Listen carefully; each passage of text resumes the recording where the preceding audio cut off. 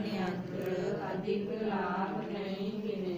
जहाँ स्थित योगी तीव्र दुख में भी नहीं हिले। जानो पाठ यही योग दुख नाशक है कहाँ। प्रसन्न मन से करना योग हो स्थिर चित्त। होवे संकल्प से पैदा सो इच्छा सब ही त्यजे।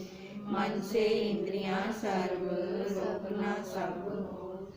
धैर्य संयुक्त बुद्धि से कर्म से वासना त्यजे।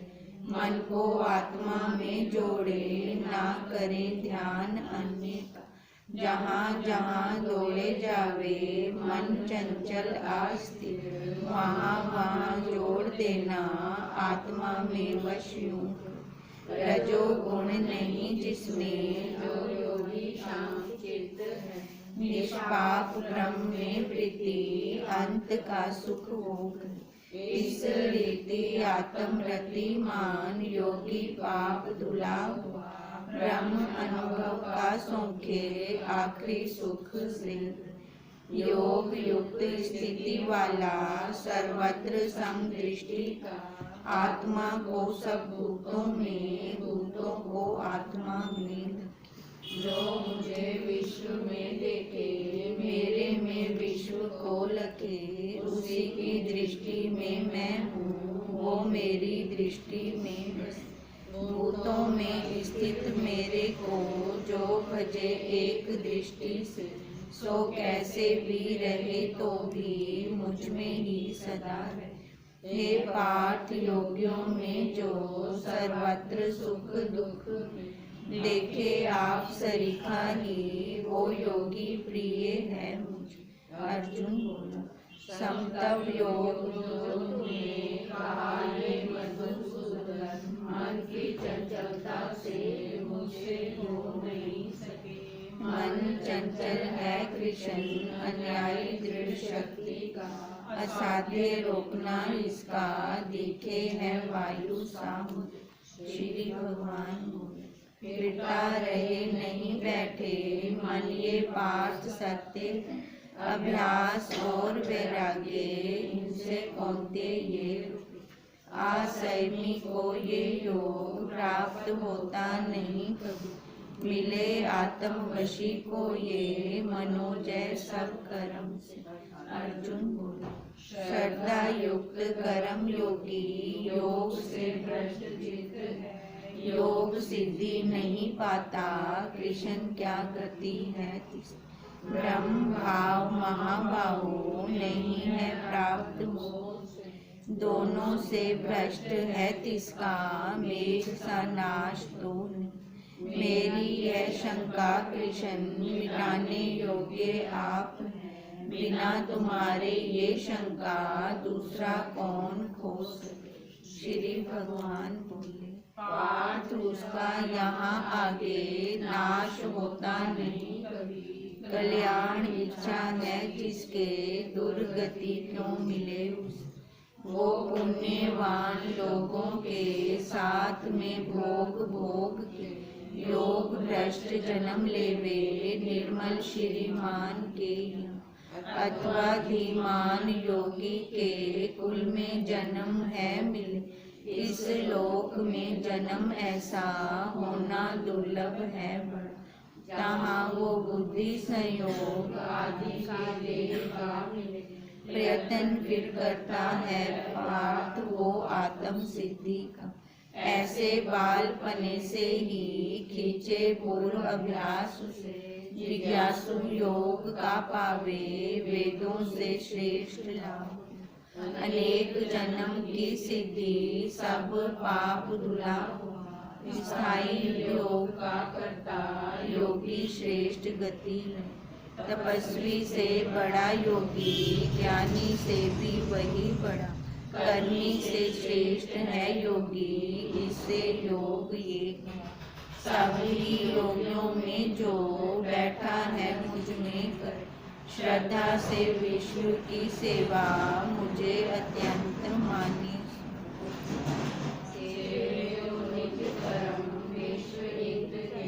इच्छा फलों की गई है संन्यास सत्य ये। मुझे सत्कर्म त्यागी नहीं। कर्मी तापस ज्ञानी से यह पढ़ा है योग मैंने कहा, मैं ही हूँ इस ज्ञान से स्थिर करे सो भक्त मेरा। यहाँ ब्रह्म विज्ञान जगत विज्ञान योग शास्त्र विशद श्री कृष्ण अर्जुन संवाद श्रीमद् भगवत गीता उपनिषद का आत्म संयम संज्ञक अध्याय छठा संपूर्ण।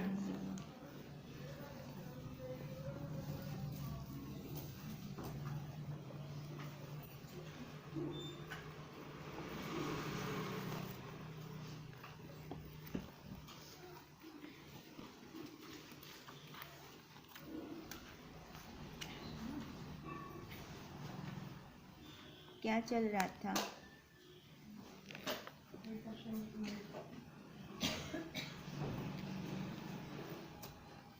क्या चल रहा था अपना?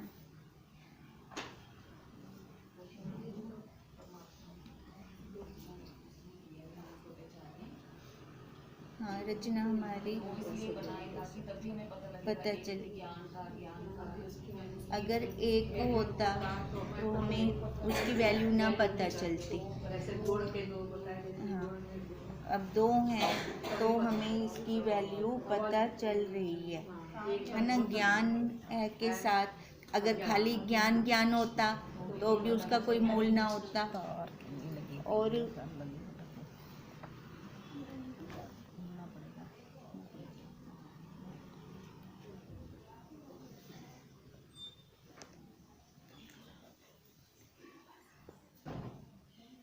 अगर खाली अज्ञान होता तो भी हमें ना पता चलता।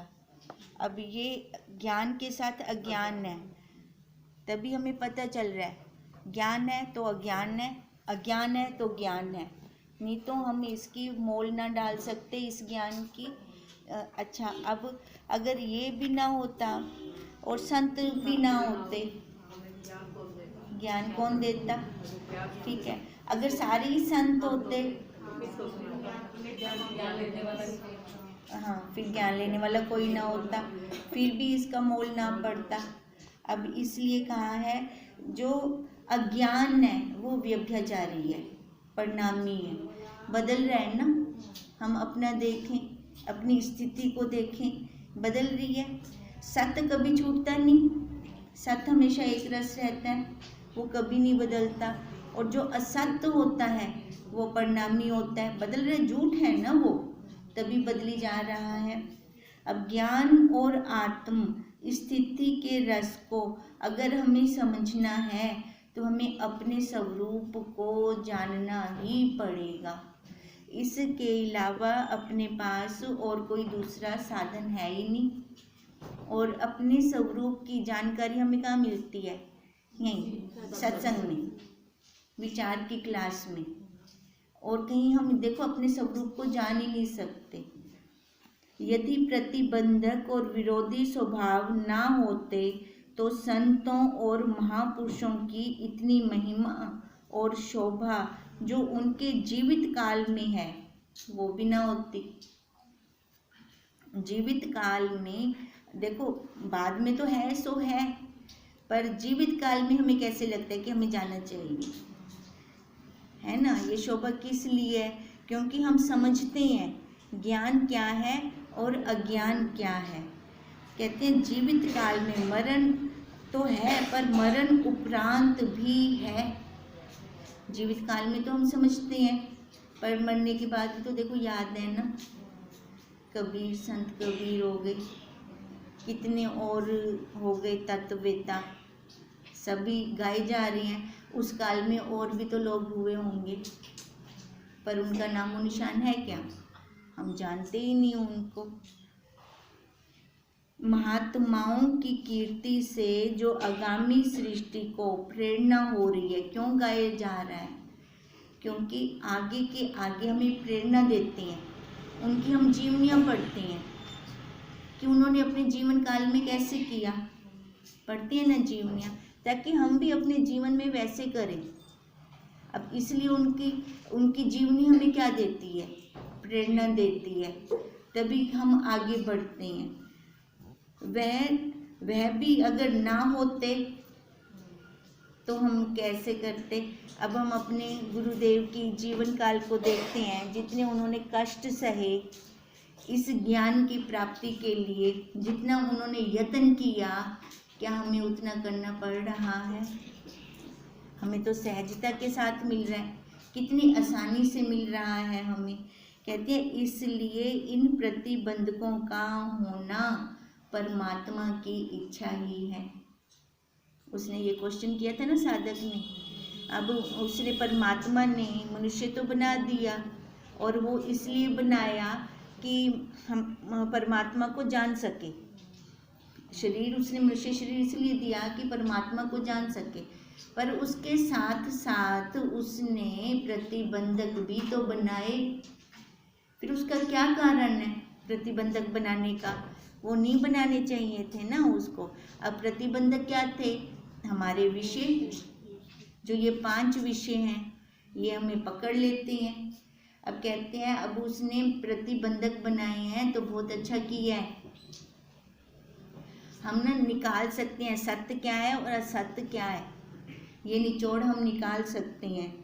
क्योंकि बिना प्रतिकूलता के दूसरी अनुकूल वस्तु की ओर जो उसके विरुद्ध है फिर प्रीति नहीं होती, उसके साथ हम जा नहीं सकते। अब हमें पता चल रहा है ना, यहाँ से हमें दुख मिल रहा है, वहाँ हमें सुख मिलेगा। अब इस चीज़ का पता चल रहा है, अगर सारा दुख दुख होता या सारा सुख सुख होता तो अनुभव कैसे करते हैं हम। अब एक के साथ उसने दूसरा जोड़ दिया, विरोधी जोड़ा, तभी हम उसका अनुभव कर पा रहे हैं। अब देखो सुख दुख आ गया विषयों के अंदर, फिर इसके साथ उसने एक आनंद बना दिया। वो आनंद हमारे अपने स्वरूप का है। अब वही जो अपने स्वरूप को पाने के लिए पुरुषार्थ करेगा वही जान पाएगा इसको। जैसे कटुता के बिना मधुरता की विशेषता कोई भी नहीं पहचान सकता। अब मीठे को कैसे जानेंगे कि कड़वा होगा ना टेस्ट में, तभी तो मीठे का मोल पड़ेगा। यदि केवल मिष्ठान ही हो तो उसकी महिमा का निमित्त फिर कोई भी नहीं है। खाली मीठा मीठा हो तो वो गाया जाएगा नहीं, उसकी महिमा नहीं होगी। अब मीठे के साथ कड़वा है तभी वो गाया जाता है। जब कटु व कड़वे पदार्थ को खाया जाए तब उस मिष्ठान की विशेषता प्रतीत होती है। तब पता चलता है ना ये कड़वा है ये मीठा है, और उससे फिर प्रीति होती है। जो हमें सुख देता है ना, ये मनुष्य की नेचर है, ये उसकी प्रकृति है, स्वभाव है, अपने आप उस साइड जुड़ जाता है। वैसे भी देखें हम संसार में, अगर एक हमारे लिए बहुत ज़्यादा हेल्पफुल है तो उसके लिए विशेष आएगा हमारे अंदर से, और एक हमारे साथ पग पग पे रुकावटें डाल रहा है, उसकी तरफ से मन मुड़ जाएगा, उधर जाएगा ही नहीं। इस प्रकार ज्ञान और अज्ञान में समझना, यह केवल हमारी भलाई के लिए परमात्मा ने ऐसा बनाया है। ज्ञान के साथ अज्ञान उसने इसलिए बनाया है कि हम लोग जो विषयों के अंदर बैठे हैं, संसार में बैठे हैं, समझ सकें, उस बात को समझ सकें, नहीं तो उसका मोल नहीं डाल सकता कोई भी। अभी यहाँ पे एक प्रसंग याद आ रहा है। जब भी नाना जी आते थे तो माता जी को यही बोलते थे, अगर तेरे साथ कोई दूसरी जेठानी या देवरानी होती तब तेरा मोल पड़ता। हमेशा यही बात बोलते थे, ऐसे मोल पड़ ही नहीं सकता। अब देखो एक के साथ अगर दूसरा हो तभी मोल पड़ेगा ना, ऐसे तो पड़ ही नहीं सकता मोल। फिर कहते हैं ऐसे ही ये उसका विधान है, उस परमात्मा का विधान है, अन्यथा उसको प्रतिबंधक था और हमारी ज्ञान प्राप्ति की इच्छा का सहायक होने से क्या प्रयोजन था। उसके लिए तो कोई प्रतिबंधक नहीं है ना, है क्या? उसके लिए तो कोई प्रतिबंधक नहीं है। अब ये प्रतिबंधक किसको लग रही हैं? हमें स्वयं को लग रही हैं। अब कहते हैं इसमें भी अच्छाई है, इसमें भी अच्छाई है, क्योंकि अगर प्रतिबंधक लगते हैं हम स्वाभाविक इस साइड मुड़ते हैं, परमात्मा की साइड मुड़ते हैं। अच्छा, संसार में एक के पास पूरी सुख सुविधाएं हैं, सारा कुछ है, सारे उसके अनुकूल चल रहे हैं, पति भी, बच्चे भी, घर परिवार भी। वो देखो इस क्लास में नहीं बैठा होगा, फिर वो विश्व में ही खेल रहा होगा, यहाँ वो बैठ ही नहीं सकता, क्योंकि सारे उसके अनुकूल चल रहे हैं, सारे उसके अनुकूल चल रही हैं। तो यहाँ पे हमें प्रसन्न नहीं होना चाहिए, परमात्मा से वो बहुत दूर जा रहा है, मतलब परमात्मा को वो प्यारा नहीं है। जो हम बैठे हैं यहाँ पर, हम परमात्मा को, अपने गुरुदेव को बहुत प्यारे हैं। कोई ना कोई प्रतिबंधक आ गया सामने, कुछ ना कुछ प्रतिकूलता आ गई सामने, तो हमारा मन इधर की तरफ मुड़ गया। तो हमारे लिए देखो, इसका मतलब वो हमें बहुत प्यार करता है। अब यहाँ पे दूसरी नेगेटिविटी नहीं आनी चाहिए कि होने साको प्रतिकूलता रितन क्यों, रितन ऐसा क्यों आऊँ थी। पर दूसरी साइड से भी तो देखें हम, दूसरी साइड हमारी कितनी अच्छी है। जो ये जन्म मरण का चक्कर है, जो 84 का चक्कर है, वो हमारा खत्म करवाना चाह रहा है। वो अपनी कृपा हमारे ऊपर, हम सबके ऊपर बरसाना चाह रहा है। कितना अच्छा है हमारे लिए, बल्कि जो विश्व में है, रचा पच्चा है, सारे उसके अनुकूल चल रहे हैं, वो अच्छा कि हम अच्छे बैठे हैं विचार की क्लास में, हम देख रहे हैं। अब हमें कोई प्रतिकूलता भी नहीं लगती है ना, अब हमें कोई प्रतिकूलता भी नहीं लगती, साथ के साथ वो भी निकल जाती है हमारे।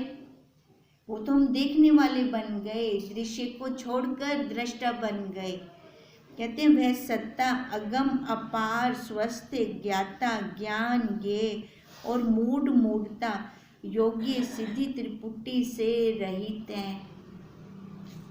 उसमें कोई भी त्रिपुटी नहीं है, उसके लिए कोई कुछ भी बुरा नहीं है, कुछ भी दुख नाशक नहीं है।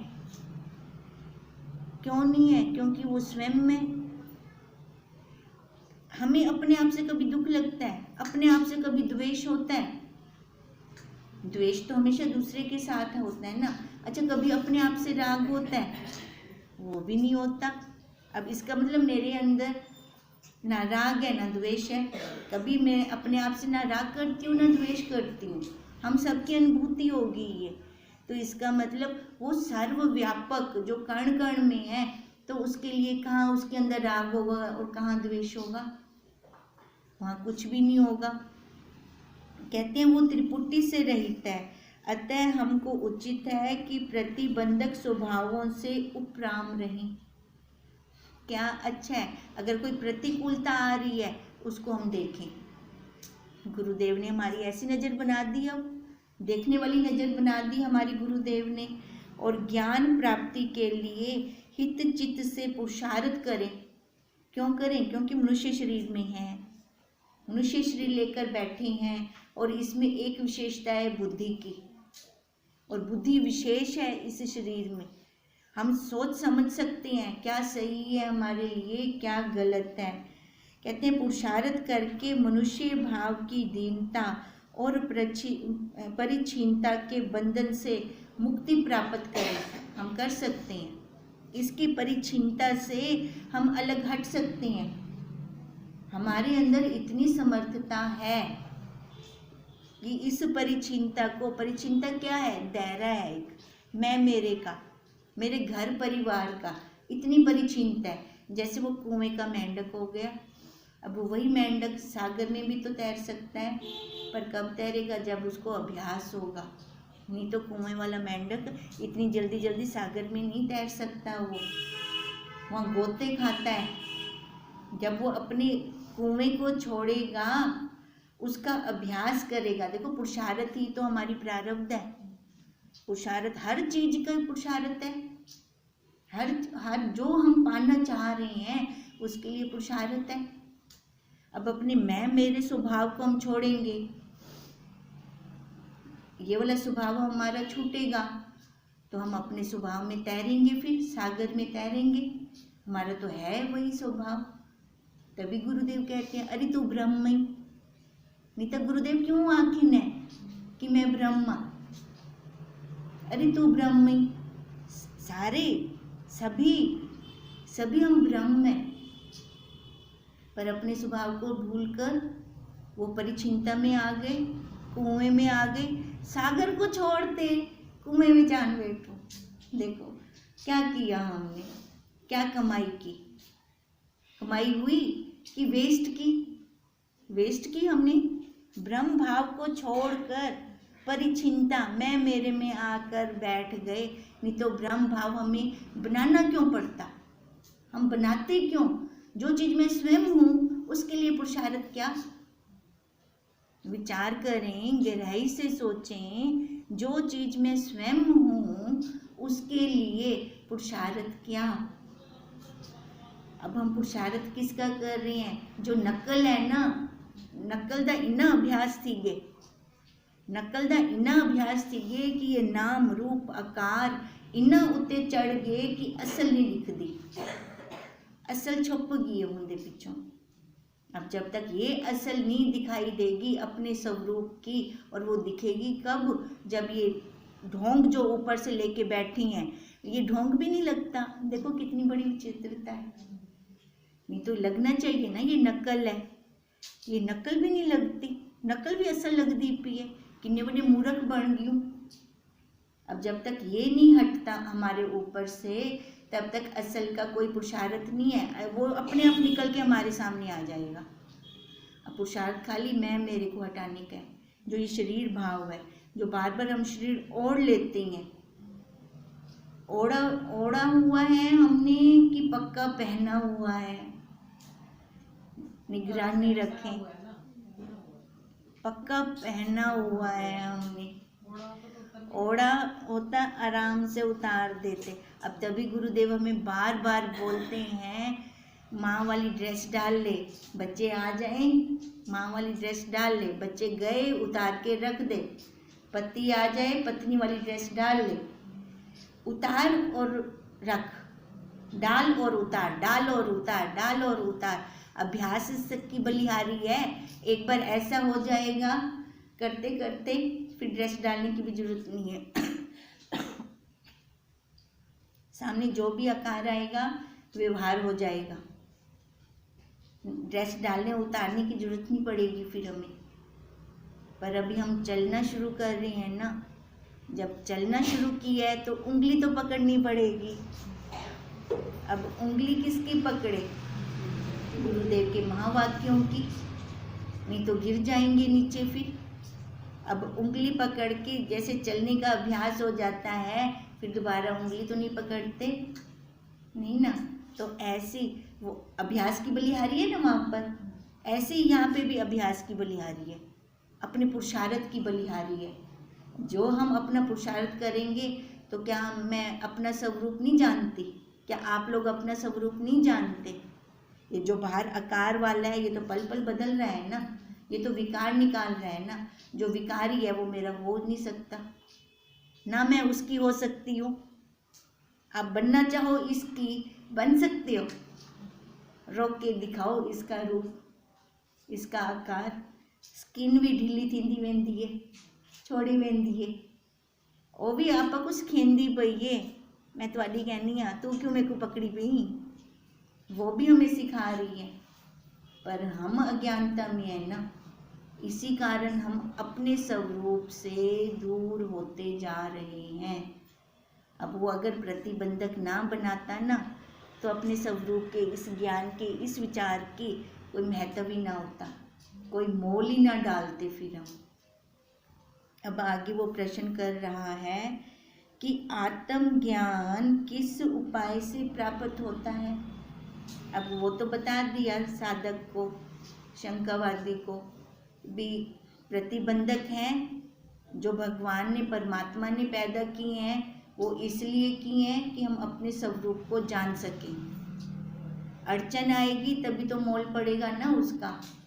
अब फिर उस शंकावादी का फिर से प्रश्न हो रहा है भी, हमारा जो स्वरूप है, आप कहते हो आत्मज्ञान से प्राप्त कर सकते हैं हम। तो आत्मज्ञान किस उपाय से प्राप्त हो, अब उसके लिए गुरुदेव हमें बताइए। अब उसका आंसर दे रहे हैं, प्रथम योग्य है कि स्त्री, पुरुष, पुत्र, माता, पिता, मित्र, धन की प्रीति से चित्त को शुद्ध करें। अब पहले हमें क्या करना चाहिए कि अंतःकरण को हमने शुद्ध करना है। अब शुद्ध कैसे करेंगे? कर्म कांड से। अब कर्म कांड से अंतःकरण, मन के 3 दोष बताए हैं, मल, विक्षेप, आवरण।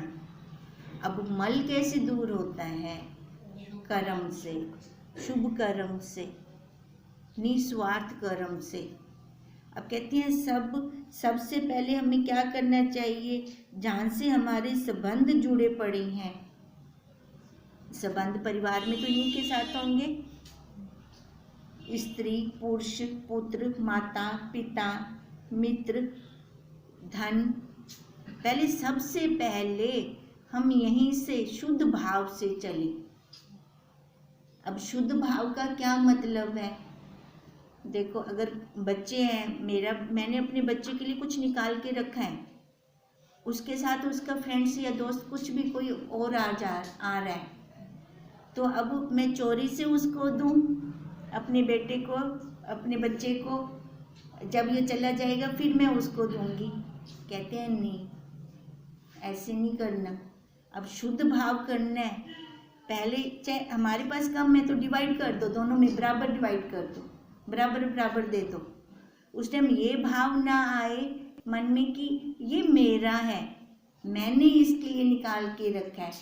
सबसे पहले हमने ये मैं मेरे वाली चिपक को हटाना है, इस भाव को हमने खत्म करना है। अब ये भाव खत्म होगा, चित्त यहाँ से अलग हो गया, वो मैं मेरे वाली थोड़ा कपड़ा ढीला हो गया। अब कपड़ा, ये शरीर रूपी कपड़ा ढीला करना है हमें। कहते हैं फिर चित्त शुद्ध करें, फिर विषयों की प्रीति से अपने मन को उपराम करें। पहले यहाँ से शुद्ध करें, अपने परिवार से। अब उसके बाद अब जो विषय हैं, विषय तो मेरे अंदर है ना, अब वो मेरे को बाहर तो दिखेंगे नहीं, मेरे को मेरे अंदर दिखते हैं विषय। अब किस चीज़ का विषय ज़्यादा मेरे को खींचता है अपनी तरफ, ये मेरे से ज़्यादा और कोई नहीं जान सकता, ये हम ही जान सकते हैं। कहते हैं फिर विषयों से उपराम करना है हमें अपने मन को। अब ये जो 5 विषय हैं, एक एक को अगर एक साल भी लगा देना, एक विषय के ऊपर 5 साल, खाली 5 साल, कितना ज़्यादा टाइम ले रही हैं, है ना। एक विषय के ऊपर 1 साल काफ़ी है बहुएं। अगर कर ले 5 साल में 5 विषय हमारे ख़त्म हो सकते हैं, क्रॉस कर सकते हैं इनके ऊपर हम आराम से। अगर खुद की जिज्ञासा है कि स्टेप बाय स्टेप इकट्ठे नहीं छुट दे, 5 साल में भी कर गिनो तावी तो अच्छा ही है, नहीं तो हम खुद ही देख गिनो कि क्लास में समझे कितना टाइम थी गए, कितना टाइम बीत गया। अगर 5 साल तत्परता के साथ कर लें, खाली एक विषय को 1 साल देकर छोड़ दें, फायदा है कि नहीं है फायदा। अब वही कहते हैं, यहाँ पे तो हमारे जन्मों के जन्म लग रही हैं। अगर ऐसे हम प्रैक्टिस करें, ऐसे हम चलें तो हम चल सकते हैं। कहते हैं फिर मन को विषयों से उपराम रखें, विषय आसक्त, जुआरी, कामी, मूर्ख और व्यर्थवादी के संग से दूर रहें। श्री विचार सागर दर्पण में भी ये बोला कि जब हम एक बार इस क्लास में आ जाएं, इसके अधिकारी बन जाएं, पीछे मुड़ते क्या नहीं देखना। अब पीछे क्या है? ये संसार वाले हैं। ये संसार वाले क्या हैं? जो विषयों में आसक्त हैं, विषयों में जुड़े पड़े हैं। अभी हम नए निकले हैं, पीछे से एक आवाज़ लगा ली, हमने मुड़ के देख लिया उस अकूला चिपकवे से, क्योंकि अपने अंदर दृढ़ता नहीं है इतनी। जब दृढ़ता हो जाए ना, फिर तो देख लो पीछे मुड़कर, कोई मना नहीं है। पर जब हम इधर इस क्लास में चलना शुरू करें तो कहते हैं फिर इस संग से छूटना ही पड़ेगा। पहले ये तप करना पड़ेगा, अब तप करेंगे फिर हम आगे चल सकते हैं, नहीं तो चल नहीं सकते। तप किस चीज़ का? विषय आसक्त का, जुआरी, कामी, मूर्ख और व्यर्थवादी, इनका संग छोड़ दें, इनको मुड़कर ना देखें। हमारा वो रास्ता ही नहीं है, उस साइड हमें जाना ही नहीं है। आएंगे जरूर, कहते ना वो प्रतिबंधक आएंगे जरूर, पर अपने अंदर दृढ़ता हो कि मेरे को गुरुदेव ने मना किया है, इस साइड मेरे को नहीं जाना। रफा दफा भी तो हम करते हैं कितने चालाकी से, इनको रफा दफा करें, अपने लिए फायदा सिद्ध होगा अगर इनको हम रफा दफा करते हैं तो। जगत को मिथ्या निश्चय करके उसकी सामग्री की प्राप्ति में आयु को ना गवाएं। देखो स्टेप बाय स्टेप चल रहे हैं। पहले तो घर से निकाला है हमें, घर से बाहर निकाला है, घर से बाहर निकाल कर फिर विषयों से, जो मेरे अंदर है विषय, वहाँ से बाहर निकाला है। अगर विषयों को हम सही ढंग से बाहर निकाल दें ना, तो जो ये तीसरा नंबर है जगत की मिथ्यता, वहाँ पे हम रुकेंगे नहीं। वो तो फिर जब विषय ही छूट गए, जगत के अंदर क्या है, सारा मिथ्या ही तो है, वो पोल खुल जाएगी ना फिर। जैसे वशिष्ठ जी राम जी को कहते हैं, हे राम जी, तीनों कालों में ये जगत है ही नहीं, ये संसार है ही नहीं, पर राम जी को दिखता है, वो देख रहे हैं। तभी वो कहते हैं आप कह रहे हो है नहीं, सामने मेरे को सारा दिख रहा है। अब ऐसे ही हमारे गुरुदेव कहते हैं ये जगत मिथ्या है। अब देखो मिथ्या कहा, मिथ्या किसको कहते हैं? जो एक काल में सत्य हो और दूसरे काल में असत्य हो।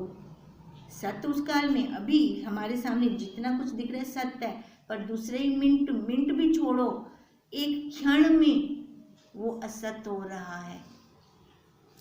वो इतनी स्लो स्पीड से चल रहा है कि हमें उसका पता नहीं चलता। जैसे हम कहते हैं धरती घूम रही है, पृथ्वी घूम रही है, हमें लगती है घूमते हुई, वो कितनी स्लो स्पीड से चल रही है, हमें नहीं दिखती घूमती हुई, पर घूम तो रही है, घूम रही है ना। ऐसे ये जा रहा है धीरे धीरे धीरे धीरे, वेंदा पे। अब कोई 10 दिन बाद या महीने के बाद हमें कोई मिलता है तो वो कहते हैं ना चेंजेस आ गई है। कैसे जो रोज देख रहे हैं उसको कुछ नहीं पता चलता, मतलब जा रहे हैं ना, ये विकार निकाल रहे हैं ना, बदलाव आ रहा है ना इसमें। अब वही गुरुदेव हमें कह रही हैं जो बदल रहा है वो मिथ्या है। अब इस मिथ्या को मिथ्या जानकर हम यहीं छोड़ दें तो हम अपने स्वरूप से दूर नहीं है, फिर अपने स्वरूप के पास है। पास भी आखण किते अखिंदा पे अपना खुद ऐसा ब्राह्मण से हम खुद वही हैं।